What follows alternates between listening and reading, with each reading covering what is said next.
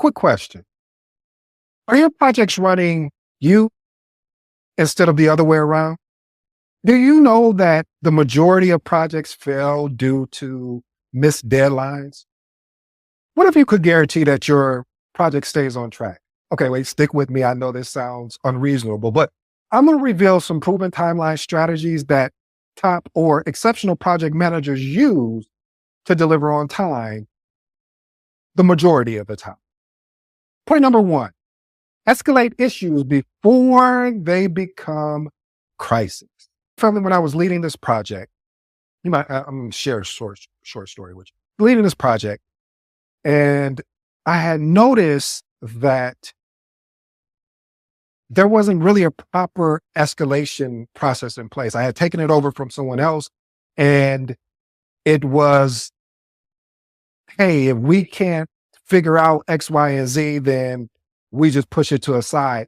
And I come and pick it up, and you started seeing all of these problems. And I'm like, hey, what are we doing with this? Why is this not logged in the risk register? Or why is this not logged in the issue log? And so I was getting frustrated because I'm like, this is easy. This is things we need to do so it doesn't become a bigger problem when we get near the end of the project or even in the middle of the project. So one of the things I always recommend is escalate issues before they become crises.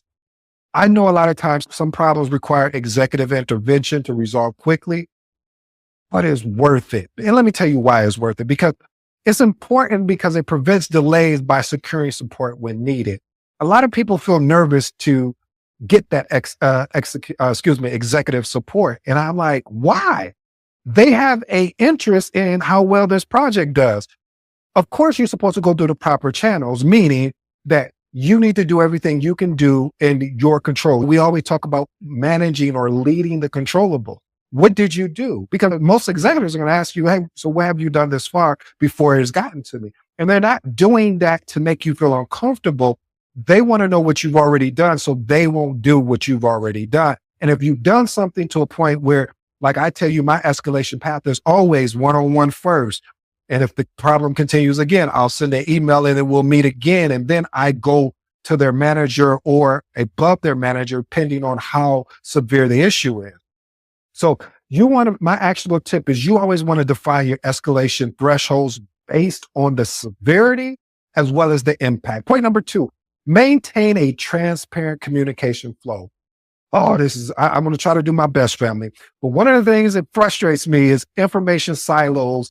They create so much confusion and misalignment. When you have these information silos, meaning this team is not sharing information with another team, or when we get on a call as a collective group, we're not having that collaborative approach to problem solving or that collaborative approach to really finding different ways to move this project along, or even if we need to pivot. So this is important because it ensures that everyone has the latest updates so they can make informed decision. One of my actionable tips for this is use a centralized communication hub. I don't care if it's Slack, Teams, Microsoft Teams, Asana, but you want to use something that allows you for real-time updates. One of the things I would do is I would create groups. So in Microsoft Teams, you can create groups. So let's say I'm meeting with, the networking team.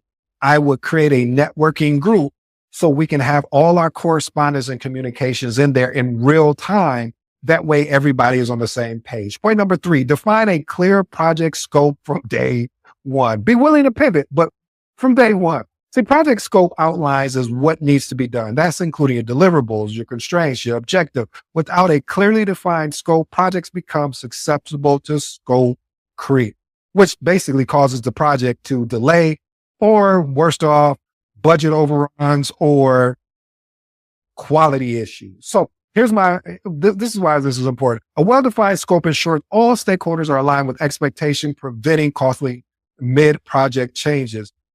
My actionable tip is create a scope statement and require, because a lot of people forget this part right here, but you're exceptional project manager, whether you're about to get into the field or not, but you're exceptional because you're listening to today's episode.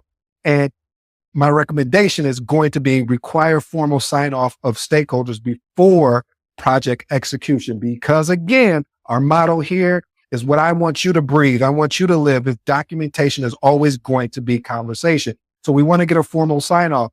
And also we want to use scope management plan to track changes. I am not saying that scope will not change, but if the scope has to change, let's follow the proper change control process to ensure we're documenting everything appropriately and that we are making sure everyone is aligned on the changes. Hey, family, if you haven't yet, check out the Secrets of Successful Project Manager book that is available on Amazon, as well as the Magnetic Project Manager. I think these are two great reads for you. I look forward to hearing your thoughts on the information. Point number 4, proactively manage scope creep. Listen, small and unproved changes accumulate and they cause major delays. People think that, oh, your stakeholders or your project team, like, I'm gonna make this small little change. And they don't let the project manager, and most of all, don't let the project team know. And then you get down the line and you're like, where did this change come from? Oh, I decided to make the change. And then it ends up causing major delays. So reason why this is important, you want to keep the main thing, and keeping the main thing means keeping the project focused on the agreed, say it with me, the agreed deliverables. Here's my actionable tip: require cost benefit analysis before approving scope changes. Point number 5, break down the work with a detailed work breakdown structure, or what we call a WBS. See, a work breakdown structure divides the project into smaller, manageable tasks, ensuring clarity and what needs to be done or completed. Here's why this is important, family. A WBS divides a project to help the team have a more clearer picture of what needs to be completed. And it just gives them a sense of, it's like almost, I call it and let me say this as well. Not every project is going to use a WBS and it's just like when we always talk about different artifacts. Not every project is going to require all of your tools, but a WBS is definitely useful. I've used it many times because how effective it is. It takes a big project and it breaks it down into something that it makes it feel more achievable. Because when you have this long list of just various tasks, or when we say deliverables, it just seems, man, I don't think we're ever going to get done. So here's my actionable tip. You can use tools like MS Project, Microsoft Project, Asana, ClickUp, Jira, Trello. These all can assist you in creating a WBS. And the major thing is being able to assign responsibility for each task. Point number 6, identify and prioritize critical path activities. I think I'm going to do a whole episode on the critical path method because so many people get it wrong. They'll be like, oh, it's on the critical path. And you're like, that's not. But anyway, I digress. Let me stick to what we're talking about today regarding time. But I am going to do an episode on that because it's important that you understand these different methods. Now, there are tools now. It's always been tools, but Microsoft Project is good at helping with the critical path, as well as other tools out there. But the critical path from a very high level, it highlights the sequence of dependent tasks that determine the shortest possible completion time. It's important though, family, because if a task is on the critical path is delayed, the entire project could potentially be delayed. So monitoring ensures a timely completion. There's my actionable tip. Track critical path activities daily. Use project management softwares to adjust timely dynamics. Point number 7, one of my favorite approaches is utilizing rolling wave planning approach. See, a rolling wave planning approach allows for detailed planning of a task near the future while keeping a high level plan for later phases. This is important, family, because not all project details are available at the start. So this method ensures adaptability as the project evolves. Here's my actionable tip. Plan the first 30 or 60 days in a very detailed fashion, and then refine future tasks every 2 weeks based on new insights. Point number 8, addressing bottlenecks and removing blockers immediately. You don't understand, family, when you have this humongous project, or I'll make it more. When you have a project in general, work stoppages that are unresolved create issues which derail the timeline.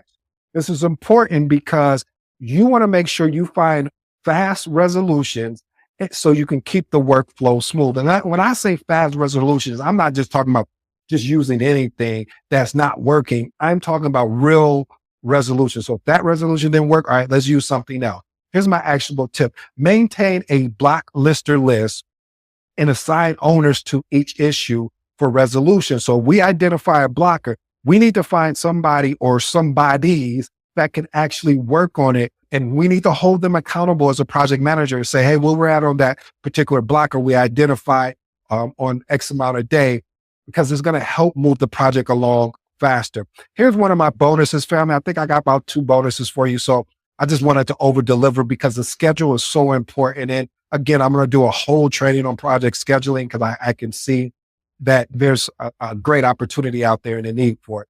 Monitor task dependencies closely. Some tasks cannot start until the predecessor are completed. Why is this important? Delays in dependent tasks can halt the entire project. My actionable tip, use Gantt charts so you can visualize dependencies and adjust schedules proactively. My next bonus for you, family, manage stakeholder expectation proactively. I'm sorry that I'm laughing, but it's so funny because when you get started in this thing, I love that. I hope you fall in love with called project management. You have to be able to manage stakeholders' expectation, and you want to be as proactive and not reactive. See, stakeholders' expectation often result in last minute changes that really disrupt your whole timeline, disrupt your team, and just disrupt the progress you guys have been making. So this is important because you want to ensure smooth execution without unnecessary rework. My actionable tip is use a stakeholder engagement matrix so you can track stakeholder influence and communicate needs. Communication is going to be important. And my last and final bonus for you today, family, is set milestones to measure progress. See, milestones act as checkpoints to gauge progress and keep team accountable. This is important because milestones prevent teams from staying too far from the intended milestone by forcing them to regularly progress as the project evolves. My actionable tip, define weekly or bi-weekly milestones or monthly or quarterly or whatever that looks like for you, and link them to the deliverables and require a stakeholder sign off or a project team member sign off. Family, as always, I hope and I ask that you take action today. See, success in project management is not about planning. People think it is about planning, and planning has something to do with it because the whole adage is if you plan to fail, you fail to plan. However, that's just a piece of it. It's really about being proactive in execution. So if you want to consistently deliver on time, you must take action before problems spiral out of control. This is one of the reasons why I'm always talking about conflict here. I'm always talking about bottlenecks here. I'm always talking about earning the respect of your project team and your stakeholders and holding them accountable, because all of these pieces have more of an impact than anything else. I'm telling you, I've experienced it. I watched it over and over again. So here's my 3 items I want you to keep in mind. Break down the work in detailed work breakdown structures, what we call it WBS. This helps you because sometimes a project can feel overwhelming. And if you haven't broken down it enough, then the team is going to feel like there's never no end in sight. So my actionable tip is create a clear WBS, eliminates, watch this, it's going to get good to me. Confusion, it assigns responsibility, and it transforms complex projects into manageable steps. My next point, escalate issues before they become crisis. The worst, and I do mean the worst mistake you can make is waiting too long to act. Those who wait too long to act, they will pay for it later. Every time I've seen someone wait for a mistake because they're embarrassed or they're concerned or whatever that thing is that they're dealing with, that problem turns into a bigger problem down the line that now is taking more resources, it's costing us more. We're having to adjust the schedule. So small problems ignored today become major roadblocks tomorrow. Here's my actionable tip. Know when to escalate. And before you escalate, you want to make sure that you understand what is at risk when you're escalating, because you may be asked that, whether it's your deadlines, whether it's your scope, whether it's your cost, whether it's your quality. Here's my final challenge to you, family. I'm going to challenge you today. Take a look at your current project schedule today. What is the biggest risk in your timeline right now? Address it now before it derails your success. Here's my actionable tip on that. Project managers don't react. Guess what we do? We lead. It's time to take control of your timelines and deliver with confidence. Family, I hope today's episode really helped you understand the importance of being able to really set a realistic project schedule, being able to really get in front of the team and address problems right away. Earlier you're able to address problems, the better you're able not to only just protect the project, you're able to protect your team as well. Until next time. Oh, by the way, I go by the name of ED. For all you smart and intelligent folks out there, that just simply means Ed. Until next time.